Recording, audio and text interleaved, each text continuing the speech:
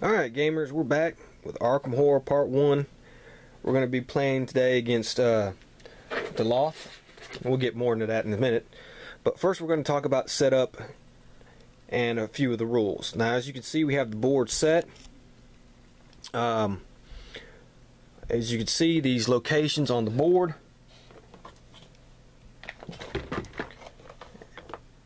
Street locations, and then regular locations.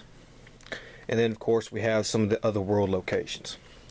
Now first thing you do when you set up the board is you're going to notice how on every location there is a little triangle at the top. Some have green and red. So there's a red one there, and there's a green one right here. Every red triangle spot, what that means is it's an unstable location. Green means the location is stable. Red means the location is not stable. So what you're going to do at the beginning of the game is you're going to put a clue token on every location with a red triangle. Like this. Then what you're going to do is you're going to pick your characters. Now for this game, to make things simple, I picked 2 characters. And then there's a little thing that comes with it that tells you a few things about it. Like right here it says open gate limit 8. Okay, what that means is if there are ever more than 8 gates on the board, just playing the base game now, then there can be no more than 8 gates on the board. If there is, the doom track's going to go and the ancient one awakens. We have a monster limit of 5. What that means is there can be no more than 5 monsters on the board anywhere. If there is more than 5 monsters on the board, then the excess ones are going to go over here to the outskirts. And we have an outskirts limit of 6. So what that means is if since we have more than 5 monsters on the board and we start putting them over there, there can be 6 monsters in the outskirts. If there's ever more than any 6 monsters on the outskirts, then you're going to take those monsters out, put them back in your little monster cup, and well, the terror track is going to move up, and sometimes even the doom track. Right here we have the sky spot. What that is for is any flying monster that cannot attack anybody but gets to move, it goes to the sky. It does count against the monster limit on the board. Then we have lost in time and space, and basically certain cards will make you go lost in time and space, but also if you're in the other world and you lose your stamina and sanity, you will become lost in time and space and have to go there. We'll go over that a little bit more as well. And then over there you have your terror track. What the terror track does is you move this little icon here every time the terror track moves up. When the terror track moves one spot, you're going to get rid of an ally card. And when the terror track hits 3, you're going to close the general store. When it hits 6, you're going to close the curiosity shop. When it hits 9, you're going to close the magic shop. When it gets to 10, the city of Arkham is just going to be overrun with monsters. Right here we have our other world cards. We have our Mythos cards. I have my little monster cup right here, which I put all my monsters in. We have our gates right here. I have our ancient one right here, and we're going to be playing daoloth in this game. Now daoloth does not come with any of the Arkham Horror games. It is an official ancient one though that was introduced at Arkham Horror Nights. I can't remember what year it was, but it's an official Fantasy Flight ancient one monster. You can get it from BoardGameGeek.com. I picked 2 players here, and I have Joe Diamond and Sister Mary. Joe Diamond, he's the private eye, and he's going to start with 4 sanity. And that's what these little blue tokens are, your sanity points. And he's going to have 6 stamina, and the stamina is your life, your health. It says he starts at the police station, so we're going to put him at the police station. He comes with some fixed possessions. He comes with $8, which we have right here, 3 clue tokens, which he has right here, 1 common item, which is a 45 automatic, and a 2 random common items and 1 skill. And what I did was I randomly picked his little common items from the deck. He got a map of Arkham and a .38 revolver. You notice on the bottom of these cards that there's a hand symbol. That means it only takes 1 hand to use them.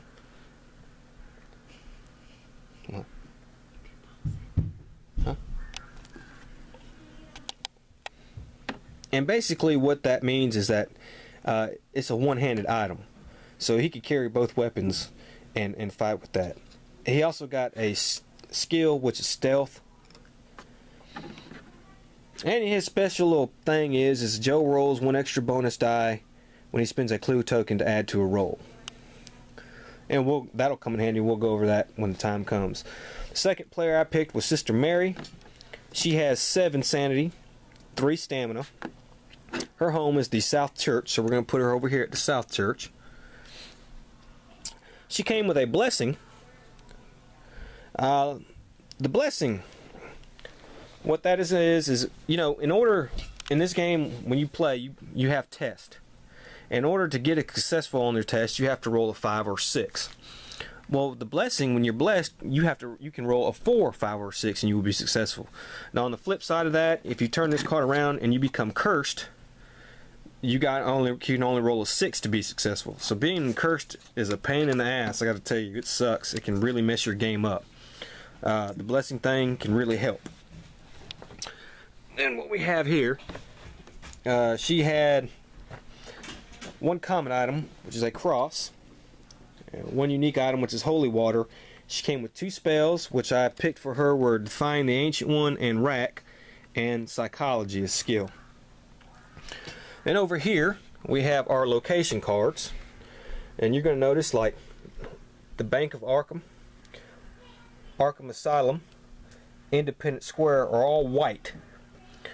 And so you're gonna, when you land on one of these spaces, you're gonna pick a location card that is white, and it has the locations on the card, and you're gonna pick which location you're at and then read from that.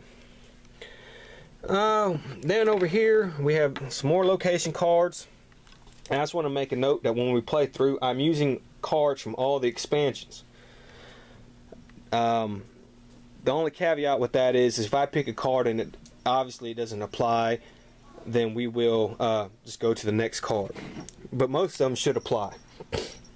We have skills, allies, common items, unique items, spells.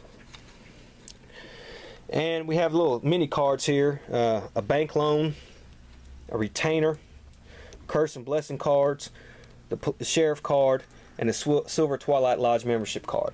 And I'll explain those if we ever come to them. Now, the object of the game is to defeat the Ancient One, is to prevent him from waking up. How do you prevent him from waking up? Well, if you can seal 6 gates, you can prevent the Ancient One from waking up and you win the game. If you can't prevent the Ancient One from waking up and he wakes up, you can fight him.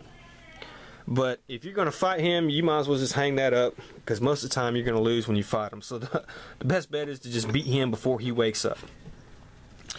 And our Ancient One, like I said, is, I hope I'm pronouncing this right, Daoloth. He has a special rules he has. Worshippers. The followers of Daoloth are astrologers who can see both into the future and the past. When cultists move, they do not follow normal movement rules. Instead, they move to the nearest investigator in a street or unstable location. Okay. And you see he has a doom track of 12. And he also has his render of the veils. When Daoloth stirs in his slumber, that means while you're playing the game. Immediately after each monster surge, replace all open gates one at a time. Do this by reshuffling the gate into the pile of gate markers and drawing the new one to take its place. Then discard all explored markers. This is not treated as a new gate opening. No doom tokens are added to the doom track, and no monsters are drawn. Investigators are not drawn through these gates until the Arkham encounters phase. And then if he wakes up, he has a special thing for his attack, which we'll go over if he wakes up. How do you seal gates? Well, when a gate is placed on the board, like so, you can go through it. You go through the other world. You go have encounters through the other world, you come back out, you try to seal it using your fight or lore, and then you spend 5 clue tokens and you can seal the gate. You can close gates, just take the gate off the board, and they will not be sealed. But sealing is really how you win. That's just the basic setup. What we're going to do is we're going to go over the rules more complex and more in depth as we play. The game starts and has really with the first phase, and it's going to be called the Mythos phase. Now what that is we're going to draw a Mythos card. And it says, strange woman distributing words. Alright. Now, as you can see on this card here, on Mythos cards you read from the bottom up. Okay? So, as you can see right here at the bottom says unvisited isle and has a red thing under there. That's where you're going to put a gate. Now, that red means that this is a gate burst. What a gate burst is when you have sealed a location and you were to pick a Mythos card and it said that location on there, like let's say the woods, if it was already sealed, a gate would not appear there, nor would a monster. But a gate burst means that that seal is gone. A gate just burst open, destroyed the seal, and you got to put a gate there. Gate burst make the game really hard. They really suck. They they're pain in the ass. But fortunately, this time there is no gate at the unvisited isle, so we just put a gate there. So what you're going to do is you're going to place the gate at the unvisited isle. Now the unvisited isle here, as you can see, has a clue token on it. When a gate is placed at that location, you will take that clue token off, and that clue token is gone. It's bye-bye. Don't have it no more. Some people like to play, when they place the gates, they place them face up to where you can see the location. I like to play as they're face down, where you don't know where the location to the other world goes, where you don't know where this portal goes to the other world. Gives a little bit of element of surprise, and I think it's only kind of logical that you wouldn't know where it leads to until you got there to go into it.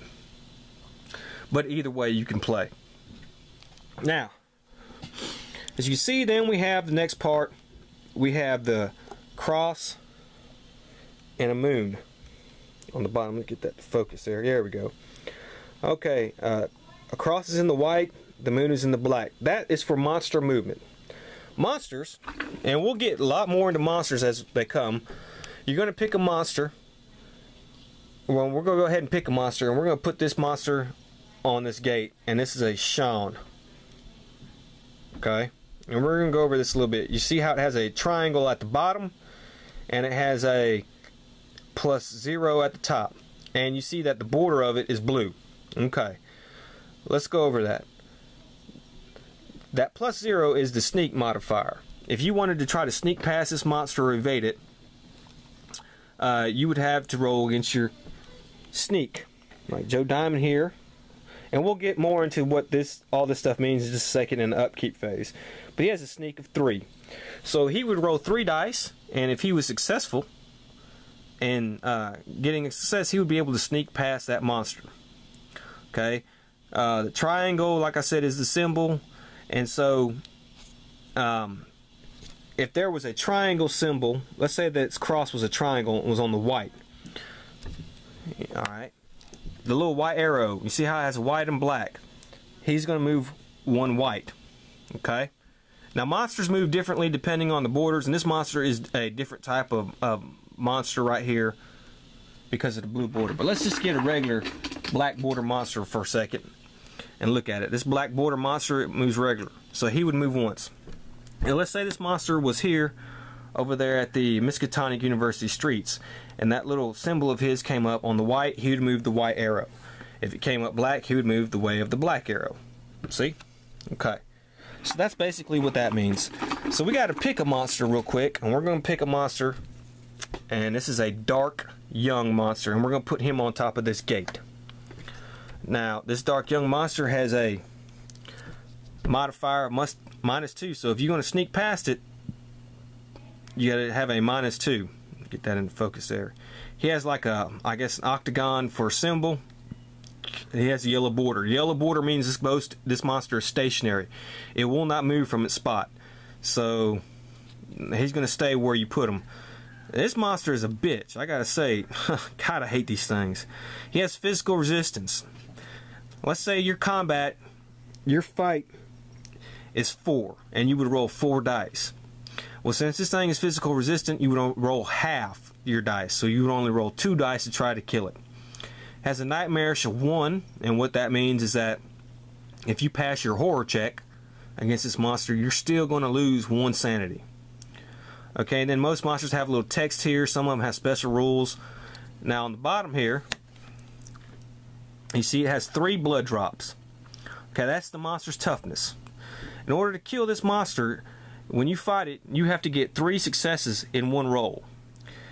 You can't have 2 successes 1 roll and then another success the next roll and beat it. You have to get all 3 successes in 1 roll. If you beat the monster, you get to keep it as a trophy.